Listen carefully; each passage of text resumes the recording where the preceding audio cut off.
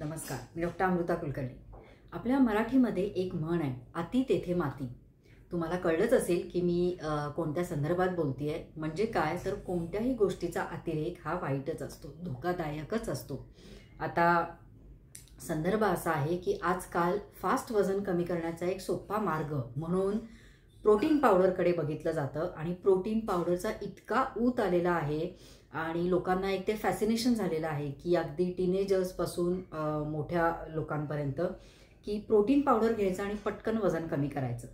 आता डाएट, व्यायाम हे सगळं करायला वेळ कोणाला आहे? मग हे सगळं करण्यापेक्षा सोपा मार्ग, शॉर्टकट, आपल्याला शॉर्टकटची फार सवय असते।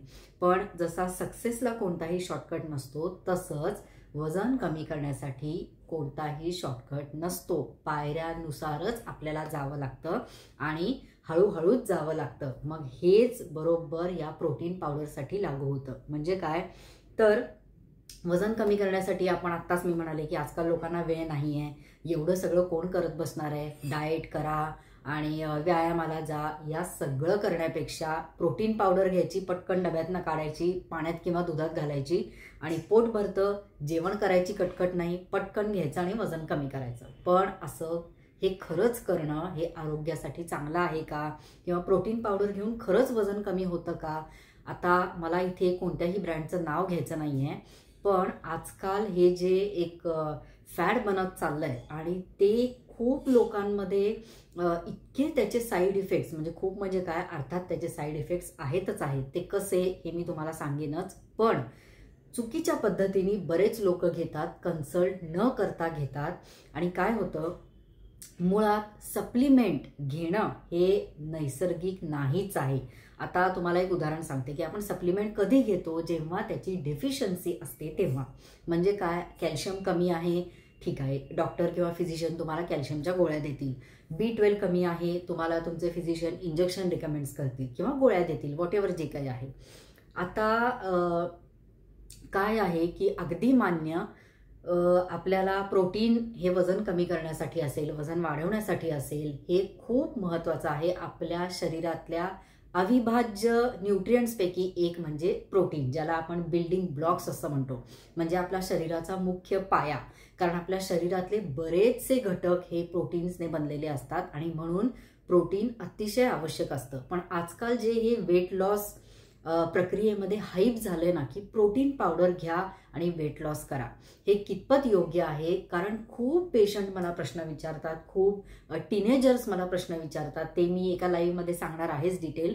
पण तरी सुद्धा वेट लॉस करण्यासाठी सप्लिमेंट्स घेण्याची गरज कधी असते? जेव्हा तुम्हाला खरंच डेफिशियन्सी आहे किंवा जेव्हा तुम्ही खूप जास्त वर्कआउट करताय। म्हणजे कोणाला तर समजा वेट गेनसाठी एखादा ॲथलीट आहे, खेळाडू आहे किंवा मॅरेथॉन पळतोय किंवा व्हॉटएव्हर जे काही, की ज्यांचे फिजिकल ॲक्टिव्हिटीज आहेत ना या खूप जास्त आहेत, म्हणजे 3-3, 4-4 तास ते वर्कआउट करतात, तेवढे त्या प्रोटीन ते बर्न करू शकतात किंवा तेवढ्या कॅलरीज ते बर्न करू शकतात, ते जे प्रोटीन घेतात एक्स्ट्रा त्याचं ते ब्रेकडाऊन करू शकतात। तर अशाच लोकांनी प्रोटीन घेणं हे रिकमेंडेड आहे, अदरवाईज अजिबात नाही। वेट लॉसकडे तुमची ॲक्टिव्हिटी नाही आहे, एकतर सिटिंग जॉब आहे, दिवसभर बसलेलो असतो, आपली ॲक्टिव्हिटी नसते आणि फास्ट वजन कमी करायचं आहे म्हणून आपण तेवढं प्रोटीन घेतो।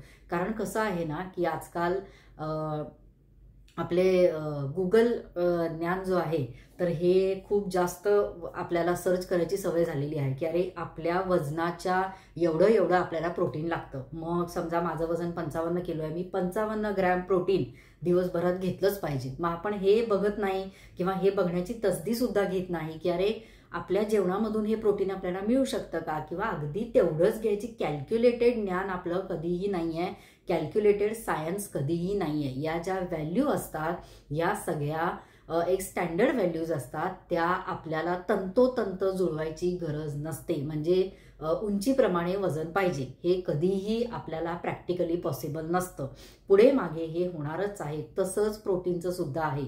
नो डाऊट आपल्याला वेट लॉस करण्यासाठी, वेट गेन करण्यासाठी प्रोटीनची गरज असते। पण आता तुम्हाला एक सांगते की प्रोटीनचा जर अतिरेक झाला तर काय होऊ शकतं हे सांगते। कारण प्रोटीन जे आहे ना हे पचायला मुळात जड असतं ठीक आहे. मग प्रोटीन जेव्हा ब्रेकडाऊन होतात म्हणजे जेव्हा प्रोटीनचं विघटन केलं जातं तेव्हा ते केलं जातं लिव्हरमध्ये. मग जेव्हा तो ब्रेकडाऊन होतं प्रोटीनचं तेव्हा अमोनिया नावाचं टॉक्सिन तयार होतं आणि हे जेवढं जास्त तुम्ही प्रोटीन घेता तेवढा जास्त अमोनिया तयार होणार. मग लिव्हरवर लोड येणार, मग SGOT SGPT वाढतात आणि लिव्हरवर साहजिकच लोड आला की तो काय करतो की हा एक्स्ट्राचं प्रोटीन जे आहे हे शरीराबाहेर टाकण्यासाठी किडनीकडे पाठवलं जातं आणि मग किडनीवर लोड यायला लागतो.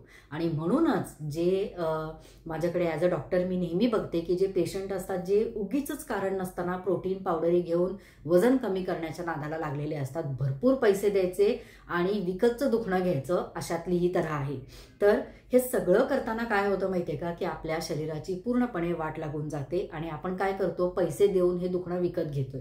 असं करायची गरज नाही आहे. म्हणूनच साधं सोपं आहे की वेट लॉसला कुठलाही शॉर्टकट नसतो. तुम्ही अगदी मान्य आहे की आपण सगळे आपल्या कामात बिझी आहोत, पण याचा अर्थ तुम्ही फक्त आणि काय केलं जातं माहितीये का, यातला सगळ्यात धोका काय आहे की जेवण स्किप करून हे प्रोटीन पावडरी घेतल्या जातात. आता हे कितपत योग्य आहे तर अजिबात नाही. माझ्या प्रत्येक व्हिडिओमध्ये मी सांगत असते नैसर्गिकपणे जेवढे तुम्ही प्रोटीनचा इंटेक घेता तेवढा तो चांगला. मग नैसर्गिक म्हणजे काय तर आपले डाळ, आपलं रोजचं महाराष्ट्रीयन जेवण, डाळ, आमटी, उसळ, पालेभाज्या, भाजी, फळं, दही, ताक, दूध, सोयाबीन असेल, ओट्स असेल, या सगळ्यामधून धान्य आपले जे सगळे आहेत तर यामधून जेवढं आपल्याला प्रोटीन मिळतं ना ते इनफ असतं. जर तुम्ही व्यवस्थितपणे अभ्यास करून तुम्ही एखाद्या डायटिशियनकडून किंवा तुमच्या फिजिशियनला विचारून हे घेतलं तर. मग तुमचं वजन 55 किलो आहे तर 55 ग्रॅमच प्रोटीन पाहिजे का? मग मला एक सांगा, एखाद्याचं वजन जर 100 किलो आहे त्याला वजन कमी करायचं आहे तर तो काय 100 ग्रॅम प्रोटीन घेणार का दिवसभरात? शक्य नाही, कारण हे आपली बॉडी पचवूच शकत नाही. ऑलरेडी प्रोटीन पचायला खूप जड असतात. मग एवढं जरी तुम्ही प्रत्येक मीलमध्ये प्रोटीन ॲड केलं, आपल्या उसळी घेतल्या, डाळी दोन्ही वेळा घेतल्या, प्रत्येक जेवणामध्ये जर तुम्ही हे प्रोटीन घेतलं, पनीर घ्या, दुधाचे पदार्थ घ्या, अंडी घ्या, जे नॉनव्हेज खात असतील त्यांच्यासाठी चिकन आहे, चिकन सूप घेऊ शकता. जे व्हॉटेवर प्रोटीनचं यावर मी डिटेल व्हिडिओ बनवलेला आहे तोही नक्की बघा आणि त्यासाठी चॅनल पटकन सबस्क्राईब करा.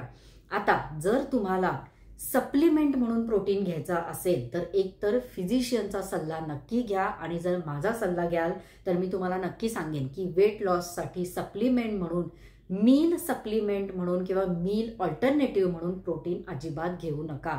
जेवण कोणतंही स्किप करून प्रोटीन घ्यायचं नाही. मग तुम्ही ते एक थोडंसं सप्लिमेंट म्हणून घेऊ शकता.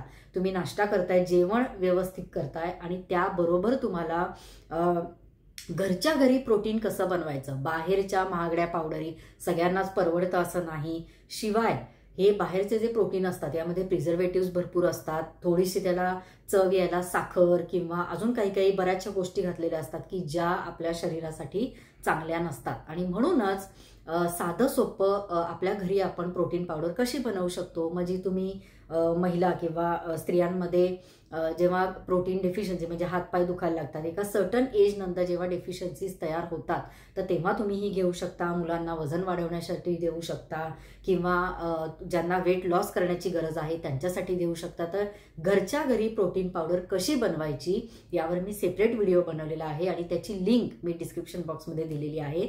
नक्की बघा आणि त्याची लिंक इथे सुद्धा क्लिक होते. हा व्हिडिओ नक्की बघा.